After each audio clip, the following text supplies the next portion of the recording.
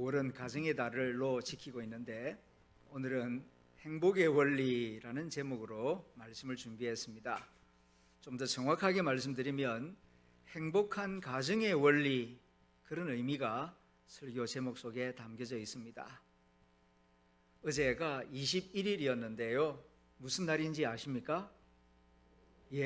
부부의 날로 지켰습니다. 둘이 하나가 되는 날, 그런 의미로 5월 중에 21일을 정부에서 부부의 날로 정하여 지키게 하고 있습니다. 부부간에 즐겨 부르는 호칭 두 가지가 있죠. 여러분 가정에서 이미 즐겨 사용하고 있을 줄로 생각됩니다만은, 첫째가 여보라는 말이고 다른 하나는 당신이라고 하는 말입니다. 그런데 그 뜻이 무엇인지 혹시 아십니까? 여보라는 말은 저렇게 같을 여자에 보배 보자를 쓰는데, 보배와 같은 사람아, 그런 의미가 여보라는 말 속에 담겨 있습니다. 그런가 하면 당신이라고 하는 말은 마땅할 당자에 몸신자, 그러니까 몸은 서로 분리되어 있지만 바로 내 몸과 같은 사람아, 그런 의미가 당신이라는 의미라고 합니다. 남성들만 한번 저를 따라해 보시면 고맙겠습니다. 여보. 좀 다정하게 썩난 목소리로 하지 마시고 좀 사랑의 마음을 담아서 정말 배우자가 보배와 같다 하는 그런 고백을 담아서 한 번 더 따라해 보십시오. 여보. 한결 좋습니다. 다음 여성들만 한번 따라해 주시면 고맙겠습니다. 당신 그렇게 하지 마시고 까칠하게, 같은 단어이지만 액센트를 어떻게 하느냐에 따라서 느낌이 다르지 않습니까? 사랑하는 마음을 담아서 다시 한번 당신. 한결 좋습니다. 전에는 자기 남편 보고 아빠 그러더니만 요새 젊은 사람들은 오빠라고 합니다. 족보를 어떻게 쓰게 될지 참 궁금합니다. 자, 옆에 있는 분들과 반갑게 인사하겠습니다. 잘 오셨습니다. 반갑습니다. 행복하세요. 고맙습니다. 러시아의 대문학가 톨스토이가 쓴 안나 카테리나라고 하는 유명한 소설이 있습니다. 이 소설은 여러 부부 생활 모습, 가정 생활의 모습을 아주 잘 보여주고 있는데, 이 책 서문 첫 번째 문장이 세계적으로 아주 유명한 말이 되었습니다. 행복한 가정은 그 모습이 거의 다 비슷비슷하지만 불행한 가정은 그 모습이 정말 다양하다. 무슨 뜻이겠습니까? 행복한 가정을 만드는 일정한 원리가 있습니다. 많지 않습니다. 한두 가지. 그 원리를 따라서 살면은 다 행복해집니다. 그런데 이 원리를 알지 못하고 또 알아도 실천하지 아니하면은 그야말로 콩가루 집안이 된다는 것입니다. 제각각 여러 가지 이유로 불행해지고 만다. 그렇다면 그 원리가 무엇인가? 행복한 가정의 원리는 감사와 칭찬입니다. 자, 이 말씀이 오늘 설교의 핵심 문장이 되겠습니다. 행복한 가정을 이루는 핵심 행동 원리 두 가지가 있는데, 그것은 감사와 칭찬입니다. 많은 분들에게 물어봅니다. 행복한 가정을 위하여 무엇을 해야 합니까? 여쭈어보면은 열심히 일해서 돈을 많이 벌어야 합니다. 그렇게 대답합니다. 또 어떤 분은 지혜로워야 합니다. 또 어떤 분은 자신을 아름답게 가꾸어야 합니다. 또 어려운 사람들을 잘 도와주어야 합니다. 다양한 대답을 합니다. 맞습니다. 그러나 그것만으로는 충분하지 않아요. 거기에 가족들 간에 감사와 칭찬이 더해져야 비로소 행복한 가정생활이 이루어집니다. 오늘 본문 잠언 31장을 읽었습니다. 현숙한 여인에 대하여 말씀하고 있는 본문입니다. 현숙한 여인은 부지런합니다. 현숙한 여인은 지혜롭습니다. 현숙한 여인은 무역을 잘해서 돈을 많이 법니다.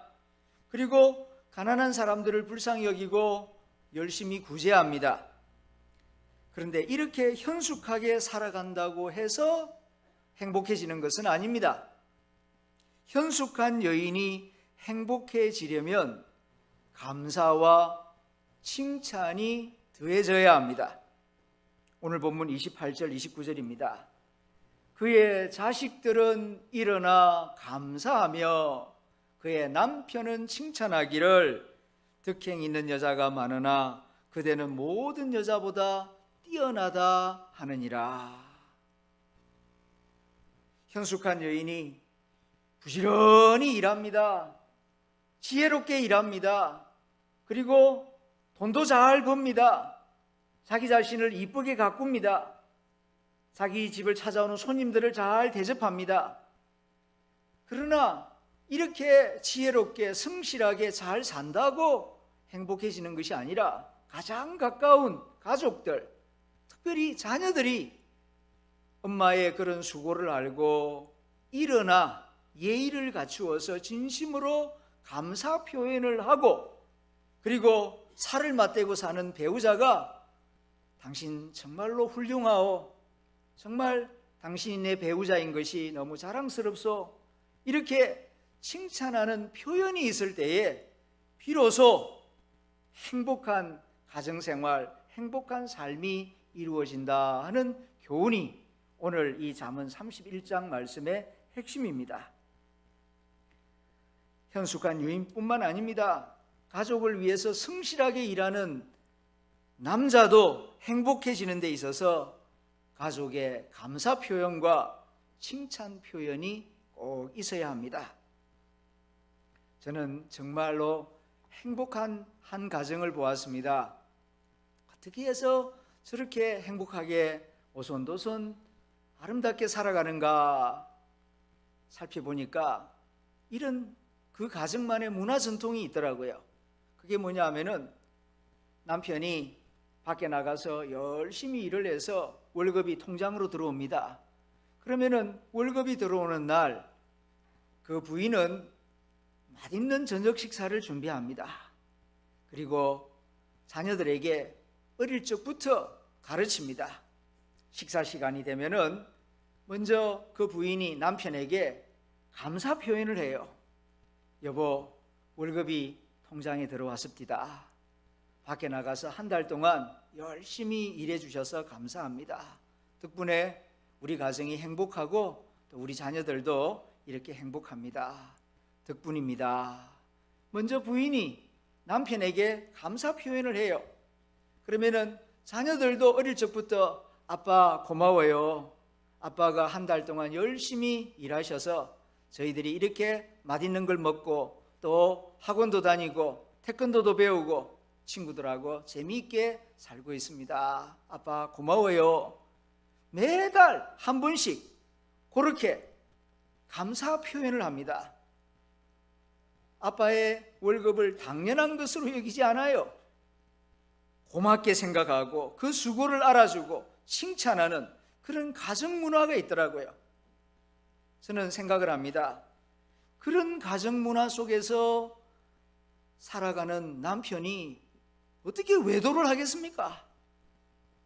그렇게 내 수고를 알아주고 고마워하는 어린 토끼 같은 자식들이 있는데 힘들다고, 그리고 까다로운 상사를 만났다고 함부로 사표서를 던지고 그렇게 싸우거나 아니면은 다른 길로 가겠습니까? 좀 힘들더라도 내 사랑하는 가족을 위해서 더 열심히 일해야 되겠다, 그런 마음을 늘 새롭게 가지지 않겠습니까? 가정뿐만 아닙니다. 교회도 그렇습니다. 행복한 공동체가 되는 비결은 감사 표현과 칭찬 표현에 있습니다.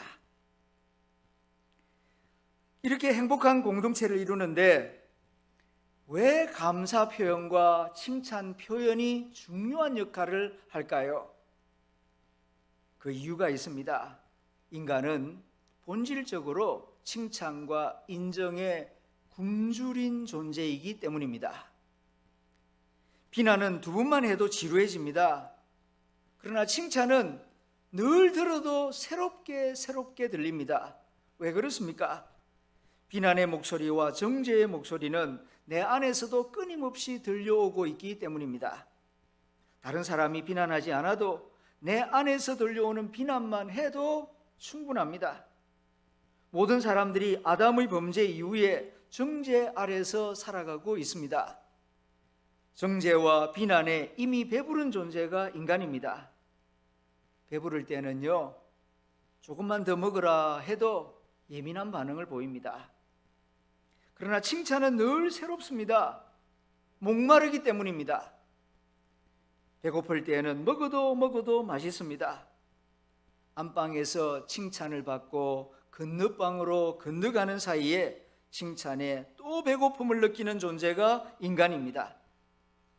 그러므로 가족을 마음으로만 사랑할 것이 아니라 감사 표현과 칭찬 표현도 많이 하는 것이 지혜로운 가정생활 모습입니다.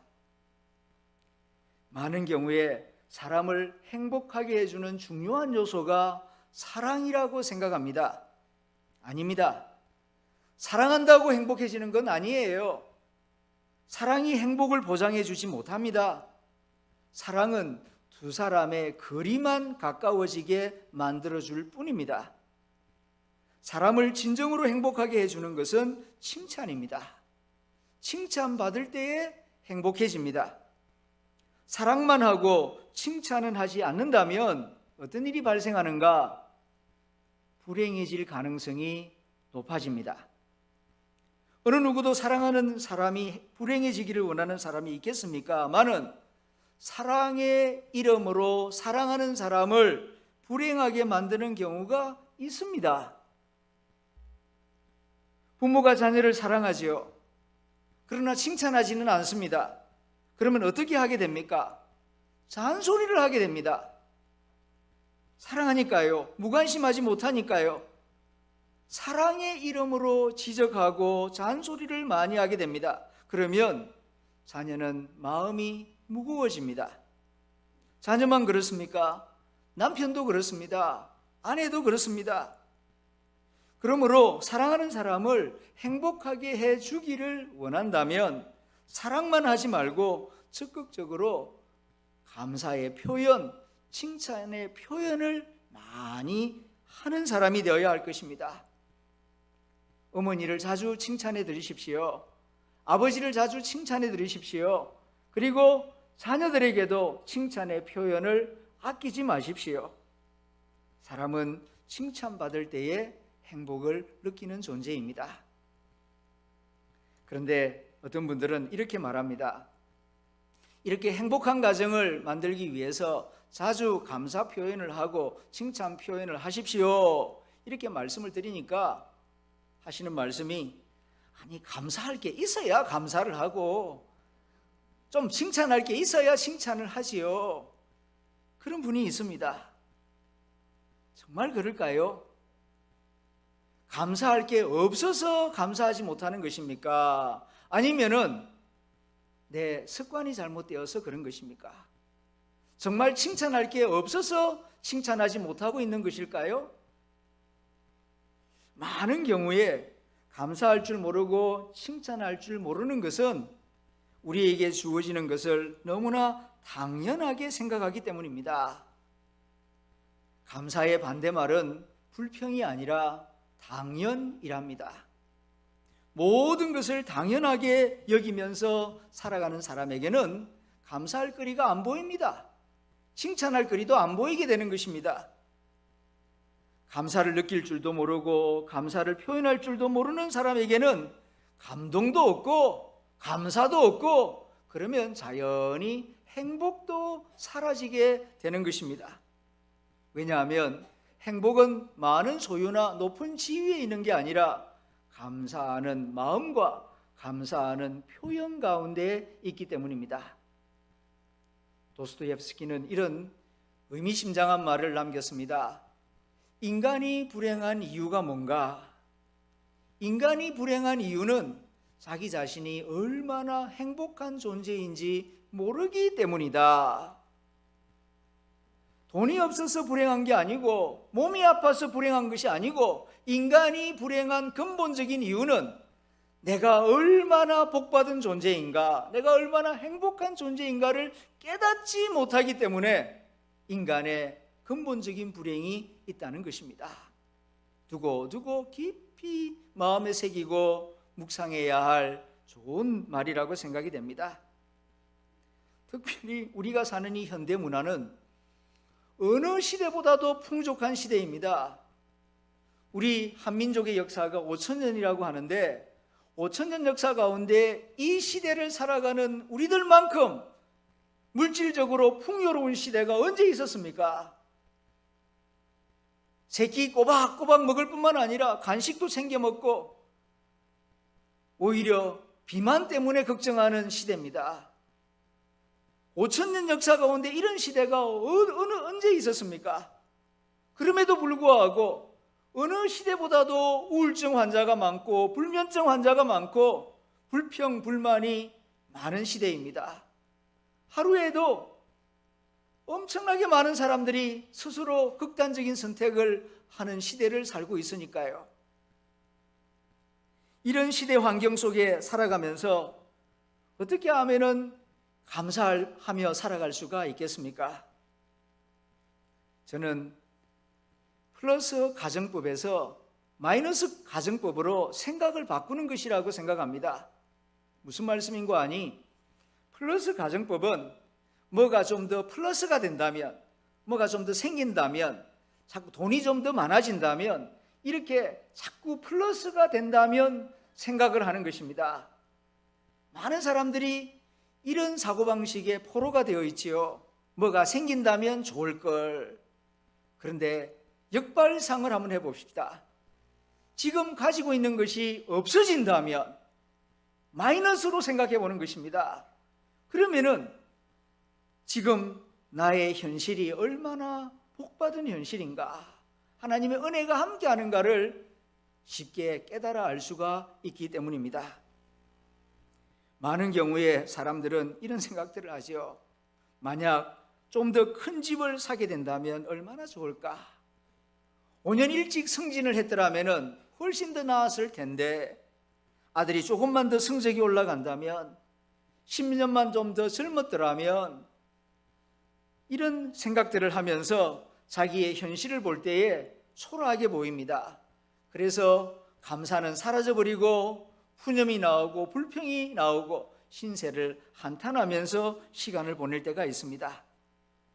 그러나 반대로 만약 내가 퇴근을 했는데 이와 같이 편히 쉴 수 있는 집이 없다면, 이렇게 다닐 수 있는 직장이 없다면, 내 아이가 친구도 없이 따돌림을 당하고 있다면, 이 먼 거리를 차도 없이 두 발로 걸어가야만 한다면, 내 아내가 없어진다면, 내 남편이 없어진다면, 아니 내가 볼 수 있는 두 눈이 더 이상 보이지 않게 된다면, 두 발로 걸어 다닐 수 없게 된다면, 이렇게 마이너스 가정법을 사용하면은 비록 더 생기는 것이 없다 할지라도 이 현실 이대로 얼마나 참 감사한가, 하나님 감사합니다, 이런 고백이 저절로 나오게 될 것입니다. 고대 페르시아 속담 가운데 이런 말이 있습니다. 발이 없는 사람을 보기 전까지는 내게 맞는 신발이 없다는 사실을 슬퍼했다. 나에게는 왜 신발이 요거밖에 없나? 좀 더 좋은 신발, 비싼 신발, 최신식 유행에 따르는 신발, 이런 것이 있었으면 좋겠다. 신발 때문에 이런저런 불평을 했는데 거리에 나가보니까 발이 없는 사람을 보게 됩니다.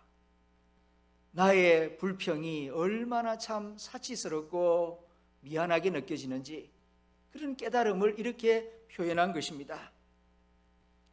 그러므로 지금 가지고 있는 것으로 누릴 줄 아는, 그리고 감사할 줄 아는 지혜로운 성도가 될 수 있기를 소망합니다.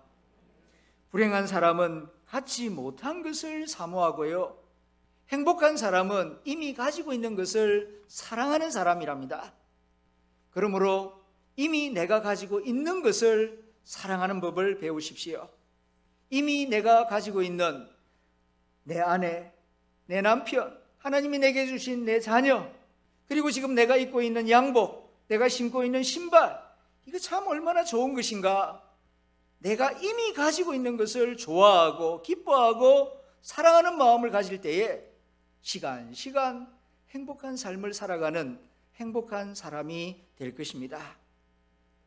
설교를 시작하면서 톨스토이가 쓴 안나 까체리나 서문에 기록된 문장을 인용했습니다. 행복한 가정은 그 모습이 거의 다 비슷하지만 불행한 가정은 그 모습이 정말 다양하다. 그러면서 행복한 가정생활의 원리, 행동 원리 두 가지를 말씀드렸죠. 무엇입니까? 감사와 칭찬. 이것이 행복한 가정을 위한 행동 원리입니다. 그런데 감사와 칭찬을 가능하게 하는 인격의 기초 두 가지가 있습니다. 감사 표현을 잘해야 되겠다, 칭찬 표현을 잘해야 되겠다, 다 알고 있지요. 그런데 이게 생각만큼 잘 안 됩니다. 왜냐하면 기초가 부실해서 그래요. 인격의 기초를 바르게 놓아야 감사 표현, 칭찬 표현이 자연스럽게 잘 나오게 되는데, 그 인격 기초의 두 가지가 뭐냐 하면은 겸손과 온유입니다. 자, 여기에 오늘 설교의 핵심 내용이 있습니다. 오늘 설교를 듣고 돌아가실 때 다른 것은 잊어버리더라도 지금 화면에 보이는 이것만큼은 꼭 기억하시길 바랍니다. 행복한 가정을 위한 행동 원리 두 가지는 감사와 칭찬이고, 행복한 가정을 위한 인격의 기초 두 가지는 겸손과 온유입니다. 마태복음 11장에서 우리 주 예수님이 말씀하셨습니다. 수고하고 무거운 짐진 자들아 다 내게로 오라. 내가 너희를 쉬게 하리라. 나는 마음이 온유하고 겸손하니 나의 멍에를 메고 내게 배우라. 그리하면 쉼을 얻으리라. 예수님이 왜 이런 말씀을 하셨을까요? 이 땅에 오셔서 많은 사람들을 보니까 행복하지 못한 사람들이 대다수예요. 수고하고 무거운 짐을 지고 살아가는 사람들이 대부분입니다.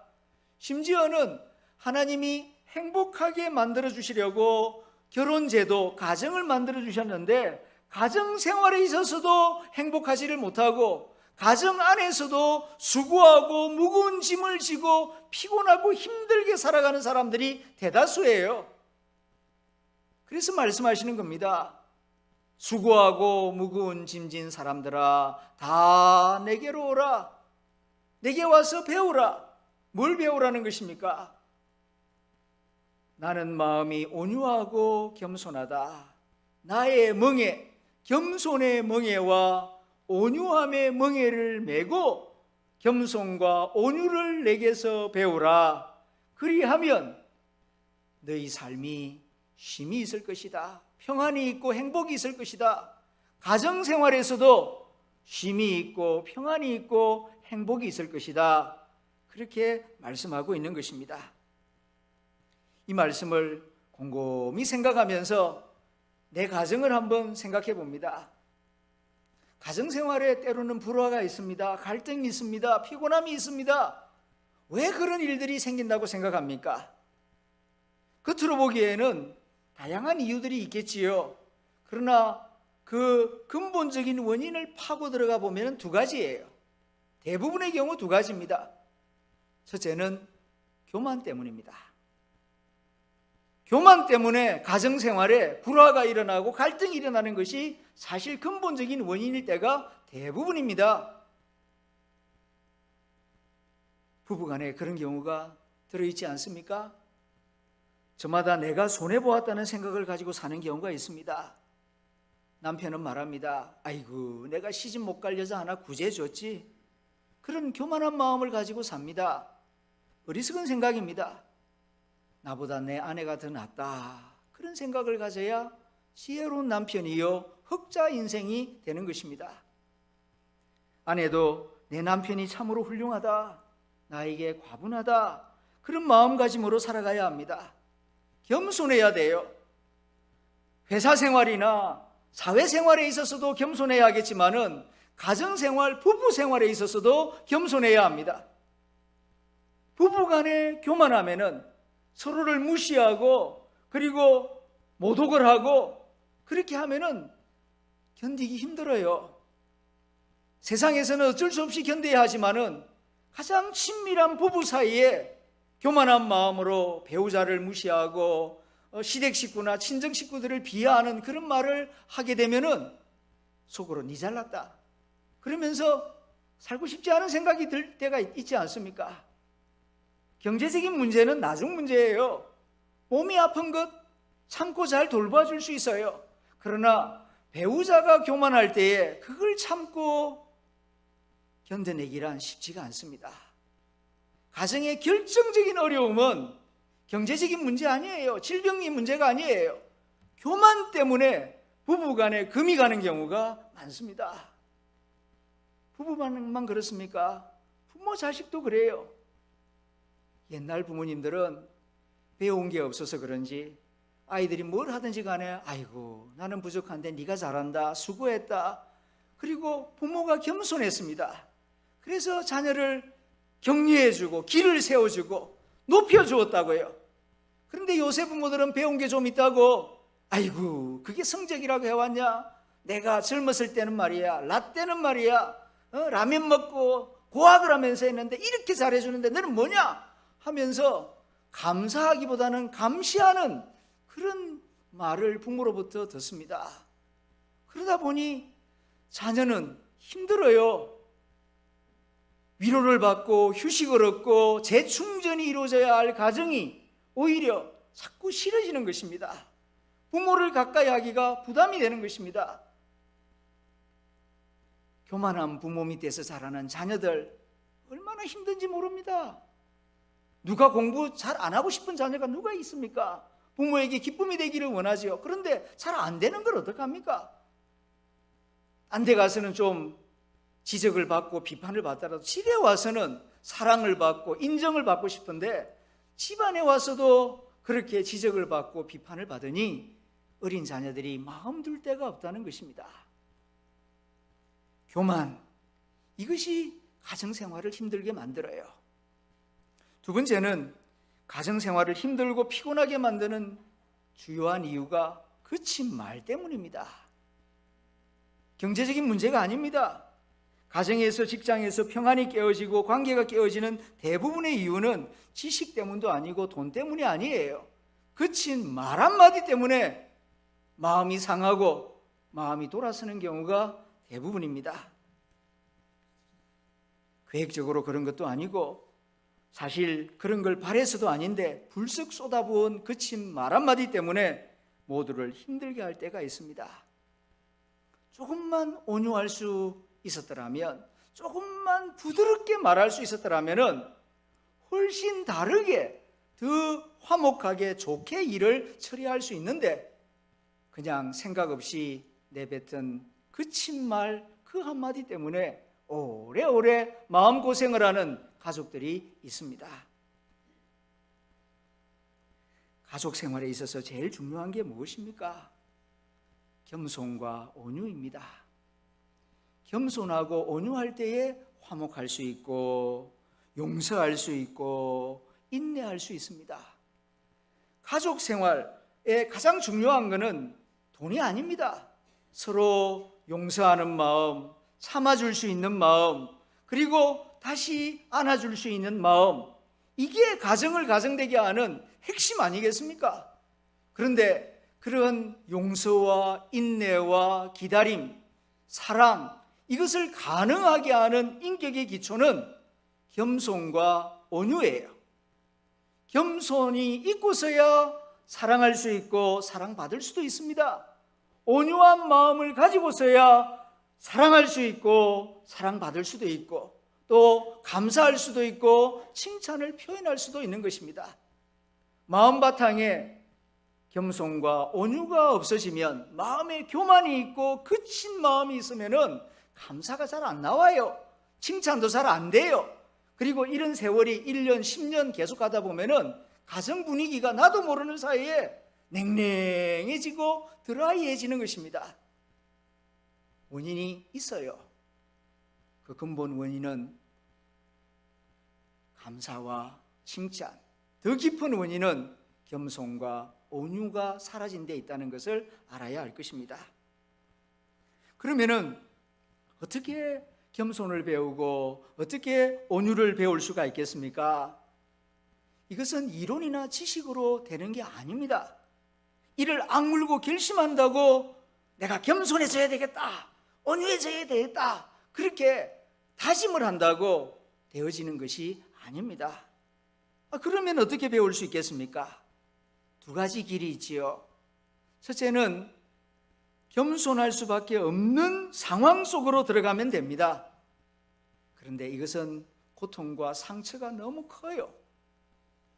다른 한 가지는 겸손한 사람, 온유한 사람을 가까이 가서 자주 만나는 것입니다. 그러다 보면은 자연스럽게 물들게 되기 때문입니다. 그런데 현실적으로는 이 세상 가운데에서 진정으로 겸손한 사람, 진정으로 온유한 사람 찾아 만나기가 쉽지가 않습니다. 그러면 어떻게 하란 말씀입니까? 제일 좋은 길은 예수님을 가까이 하는 길인 줄로 믿습니다. 예수님 말씀하셨습니다. 나는 마음이 온유하고 겸손하다. 내게 와서 나를 배우라 말씀하셨어요. 사실 우리가 겸손하다 말하지만 예수님만큼 겸손한 분이 없습니다. 하늘 보좌를 버리시고 인간이 되셨는데 인간 가운데에서도 누구나 되고 싶어하는 화려한 인간이 아니라 누구도 되고 싶어하지 않는 종의 모습을 취하시고 자신의 목숨을 십자가의 대속제물로 내어주시지 않았습니까? 그리고 제자들의 냄새나는 발을 씻어주시면서 높아지고 싶으냐? 그러면 나와 같이 이렇게 남을 섬기는 사람이 되어라. 이렇게 섬김과 겸손, 온유를 입술로 뿐만 아니라 행동으로 직접 보여주신 분이 우리 주 예수님이 아닙니까? 그러므로 자주 예수님을 생각하십시오.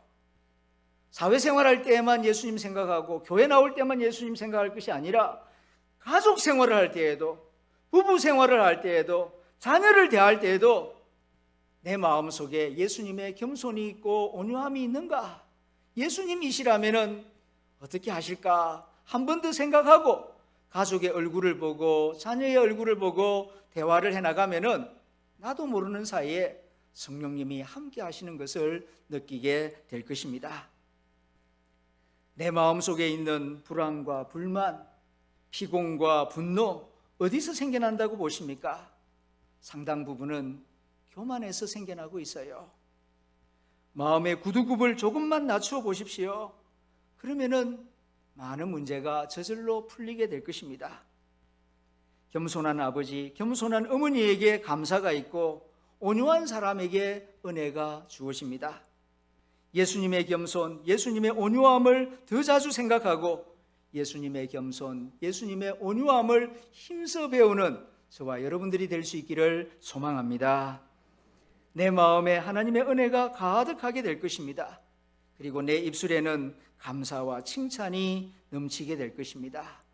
만나는 사람마다 행복을 만드는 복된 사람이 될 줄로 믿습니다.